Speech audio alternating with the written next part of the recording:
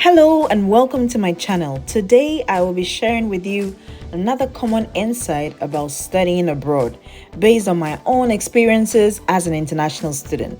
So it's one of the things that many international students won't open up to tell you, but I thought to share with you just so you're well informed and prepared when it comes to choosing where in the United States you want to study. So we're going to be talking about weather conditions in the US and why it might be a big deal as you make decisions to come to the US to study. So first of all, the weather isn't the same across all of the United States, unlike in Africa where the weather doesn't change much throughout the year. So in the United States, some states are very cold or windy for most parts of the year, while others are very warm or in between for most parts of the year.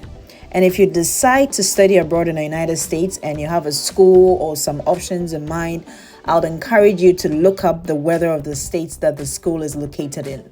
Because from my personal experience studying in Michigan, where the weather is cold or chilly for most parts of the year, I would say that the weather you experience throughout your period of study goes a long way to affect your mood, your temperament, and generally your outlook in life. So let's take a quick look at the US map. There are 50 states in the United States.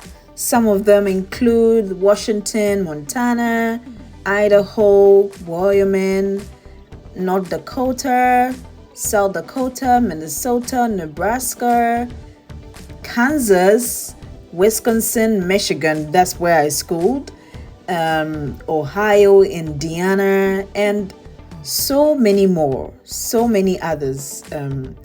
And I would just say an important tip here that even if you will not be schooling in a particular state, it helps to know where each of them is located, because knowing more about the United States is all an exciting part of your study abroad.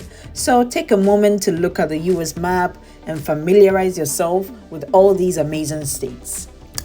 Apart from schooling in Michigan, I've had the opportunity to visit some other states on this map, and I must say that the more you expose yourself to other states and just determine the culture there, the more your study abroad experience will be enriched. Because as I mentioned, it's not just about the school that you're coming to, but it's about the wider appreciation of the United States and the culture that is inherent in this country. So I would encourage you to look beyond your borders, look beyond the borders of your state, and be interested in other states as well, because there's so much to learn, there's so much to see, there's so much to explore in other states as well. There's even so much to explore in your own state. Let's assume that you're interested in a school that is located in one of these states. It could be Wisconsin or anywhere else. I would encourage you to check out this website. It's called weatherspark.com, and just do a search. Even before you do the search, there are some cities and the weather that will pop up by default. So you'll find different cities all across the world: Toronto, Tokyo, Qatar, Orlando, Vancouver, all around the world. You'll find weather conditions for these places. So you can do a search based on your interests. Let's say Milwaukee and Wisconsin. You want to see the weather there because there's a school there that you like. So you just search. It gives you the climate and average weather all year round in Milwaukee, in Wisconsin.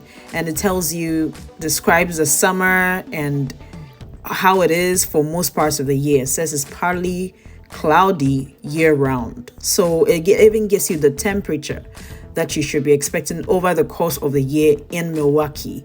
And then when you come down, it has more information. The climate in Milwaukee is marked by the different colors from freezing to very cold. So you can tell that the warm section, which is the color pink, is a very small part in this chart. So that's something to know.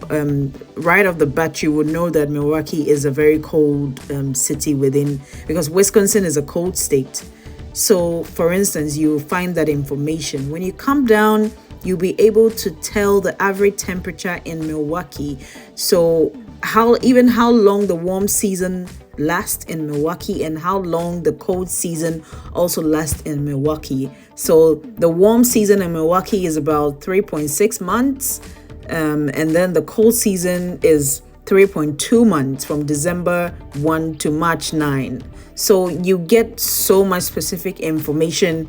And if you have a school in Milwaukee, you know exactly what you're up for, the weather that you're going to go up against. So this is really helpful information, especially when you haven't yet traveled to the United States and you're in the process of selecting a school and the states. This will be really helpful information before you even go ahead to decide what you'll be most comfortable with. So just something for you to know. When you come down, it gives more information, very detailed information about the average weather in Milwaukee throughout the year from January to December.